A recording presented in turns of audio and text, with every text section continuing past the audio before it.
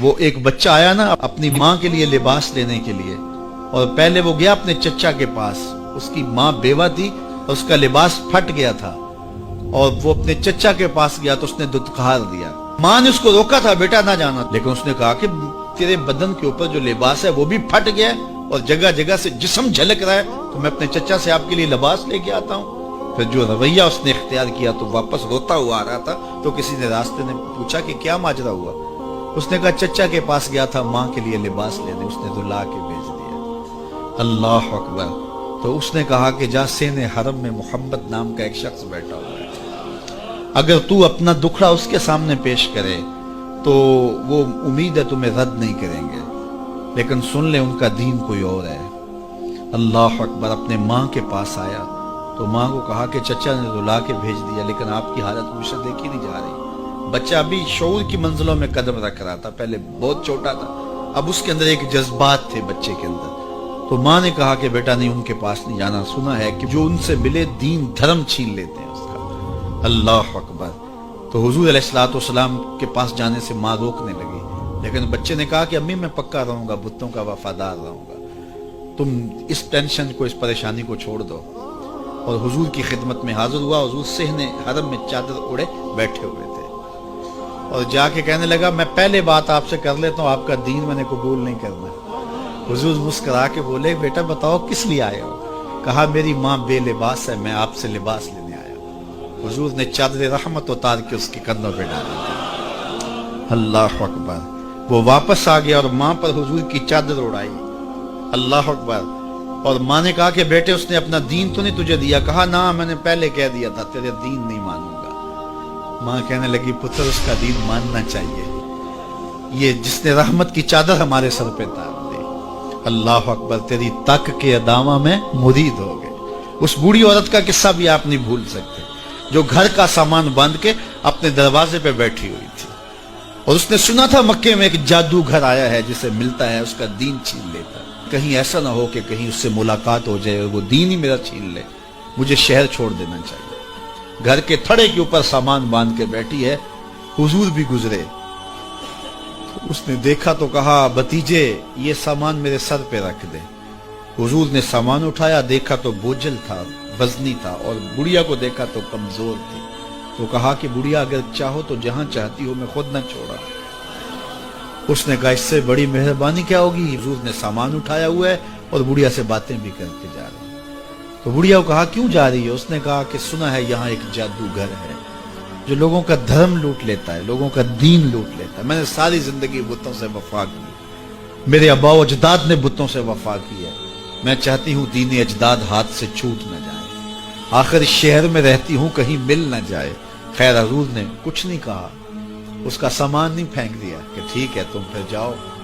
سامان اس کا اٹھایا اور جہاں تک اس نے جانا تھا سامان پہنچایا، سامان سپرد کر کے واپس پلٹنے لگے تو اس نے کہا بچے اپنا نام تو بتا دے، لوگ کہیں گے کہ مکہ چھوڑ آئی ہو تو بتاؤں گی ایک جادوگر کے دکھ سے چھوڑ آئی ہوں، تو وہ کتنا برا بھلا کہیں گے شہر مکہ کو کہ جس مکہ سے لوگ نقل مکانی کرنے پہ مجبور ہو گئے، تو میں انہیں یہ بھی بتاؤں گی کہ جس مکے میں جادوگر رہتا ہے اتنا اچھا نوجوان بھی رہتا ہے، تو تیرا نام لیا کروں گی، تیرے قصیدے پڑھا کروں گی۔ تو حضور علیہ السلام مسکرا پڑے، کہا بڑھیا جس جادوگر سے بھاگ کے آئی ہے وہ تیرے سامنے کھڑا ہے۔ اس نے کہا سچ سے آپ ہی محمد ہیں؟ حضور نے فرمایا نام میرا یہی ہے۔ تو اس نے کہا پھر آپ کا جادو میرے پہ چل گیا ہے۔ اللہ اکبر۔ تیری تک کے ادامہ میں مرید ہو گئے، لوگوں کی خدمت کریں، بوڑھوں کے کام آئیں، دکھیوں کے کام آئیں، مصیبت زدہ کے کام آئیں۔ حضور یتیم ہو کے یتیم پرور تھے، لاچاروں کی مدد کرتے، لوگوں کے گھروں میں پانی بھر کے دے دیتے، اور دکھیوں کے کام آ جاتے اور مصیبت زدوں کے کام آ جاتے۔ تو حضور سے پیار کرنے والوں، امت میں آپس میں حسد نہ پھیلاؤ، بغض نہ کرو، نفرتوں کے پہاڑ کھڑے نہ کرو، ایک دوسرے سے پیار کرو، جڑو، امت وحدہ بنے، اور اپنے ماحول کو، اپنی معاشرت کو ایک خوبصورت معاشرت کا رنگ دو، اور اپنی زندگی کو حضور کے نام کر دو۔ حضرت عبداللہ بن عمر رضی اللہ تعالیٰ عنہ اپنے دوستوں کے ساتھ کھانا کھانے میں مصروف تھے باہر پہاڑوں میں۔ آج بھی عرب ایسا کرتے ہیں، گھر سے کھانا تیار کیا اور باہر صحراؤں میں پہاڑوں میں لے کر وہاں بیٹھ کے کھانا کھاتے. تو کھانا کھا رہے تھے تو ایک چرواہا بکریاں لے کے گزرا. تو آپ کے دل میں اس کے لیے محبت پیدا ہوئی تو اس کو بلا کے کہا کہ تم بھی ہمارے ساتھ بیٹھ کے 2 لقمے لے لو. اس نے معذرت کی. آپ نے پھر کہا نہیں 2 لقمے آپ ہمارے ساتھ لے لیجئے. تو اس نے کہا کہ میرا روزہ ہے, میں روزے سے ہوں.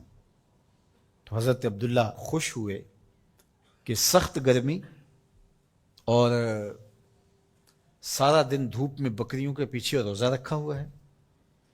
آپ نے کہا کہ اگر ایک بکری تو ہمیں فروخت کر دے اور ہم ذبح کر کے اس کو تیار کر لیتے ہیں اور خود بھی کھائیں گے اور آپ بھی ہمارے ساتھ افطار کر لینا. اس نے کہا میں ان بکریوں کا مالک نہیں ہوں, میں چرواہا ہوں, یہ میرے آقا کی بکریاں ہیں اور میں بیچنے کا مجاز نہیں ہوں. بہت متاثر ہوئے عبداللہ ابن عمر رضی اللہ تعالیٰ عنہ. آپ نے اس کو مزید آزمانے کے لیے کہا کہ تو اپنے آقا سے کہہ دینا کہ بھیڑیا بکری اٹھا کے لے گیا تھا تو ایک بکری ہمیں دے دے. تو اس نے ایسے آسمان کی طرف دیکھا اور کہا اللہ کہاں ہے. بس اس کا یہ انداز حضرت عبداللہ بن عمر کو اتنا بھا گیا, اتنا اچھا لگا کہ آپ جب یہ واقعہ سنایا کرتے تھے تو آنکھوں سے آنسو جاری ہو جاتے. اور فرماتے اس نے یوں انگلی کھڑی کی تھی اور آسمان کی طرف دیکھا تھا اور بار بار کہتا تھا اللہ کہاں ہے. خیر آپ واپس شہر آئے, اس کے مالک کو تلاش کیا اور کہا کہ اس غلام کو اور بکریوں کو منچاہی قیمت کے ساتھ مجھے فروخت کر دو. اس نے بکریاں اور غلام دونوں بیچ دیے.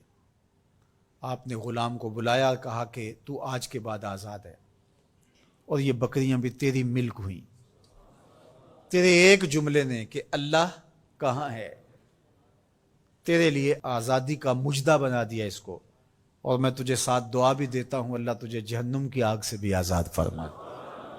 تو یہ یقین کہ میرا اللہ مجھے دیکھ رہا ہے, یہ اگر آپ کے ساتھ جڑ جاتا ہے تو پھر کسی کیمرے کسی سیکورٹی کی ضرورت نہیں ہے. یہ عقیدہ اتنا بڑا حصار ہے, عبادات میں بھی سرور دیتا ہے اور یہ عقیدہ انسان کو گناہوں سے بھی محفوظ کرتا ہے اور بچاتا ہے. لیکن ہمارے رویے اللہ تعالیٰ جل شانہ نے سورہ النساء کے اندر ارشاد فرمایا یستخفون من الناس ولا یستخفون من اللہ, کہ لوگوں سے تو پوشیدہ رہتے ہیں لیکن اللہ سے پوشیدہ نہیں رہتے. بلکہ ایک دوسرے موقع پہ ارشاد فرمایا سورہ الغافر کے اندر یعلم خائنۃ الاعین وما تخفی الصدور, جو آنکھ خیانت کرتی ہے اللہ اس کو بھی دیکھتا ہے اور جو سینوں میں پوشیدہ ہوتا ہے اللہ اس کو بھی دیکھتا ہے. جو چیزیں سوچ میں پیدا ہوتی ہیں, جو بطور وسوسہ آتی ہیں, تمہارا رب اسے بھی دیکھ رہا ہوتا ہے. حضرت عمر بن عبدالعزیز رضی اللہ تعالی عنہ فرمایا کرتے تھے کہ اپنی خلوتوں کو پاک رکھو اللہ تمہارے ظاہر کو ستھرا کر دے گا. جس شخص کی خلوت پاکیزہ ہوتی ہے, عفت مآب ہوتی ہے, تو اس کے چہرے پہ خاص قسم کا نور ہوتا ہے. جو راتوں کی تنہائیوں میں اٹھ کے عبادت کرتا ہے اور اللہ کے حضور وہ الہا زاری کرتا ہے تو دن چڑھے اس کے چہرے کے اوپر اللہ تعالیٰ ایک خاص نور پیدا کرتا ہے جس سے لوگوں کو سرور ملتا ہے اور لوگوں کے دل میں اس کے لیے محبت پیدا ہوتی ہے. اور جو تنہائیوں میں جرم کرتا ہے, گناہ کرتا ہے اور لوگوں کی نظر میں کوئی ایسی چیز ہوتی بھی نہیں ہے تو لوگوں کے دل میں اس کے لیے نفرت پیدا کر دی جاتی ہے, لوگ اس سے دور ہٹنا شروع ہو جاتے ہیں. یہ دلوں کے سودے ہیں. تو اس لیے اپنی خلوتوں کو پاکیزہ کیجیے.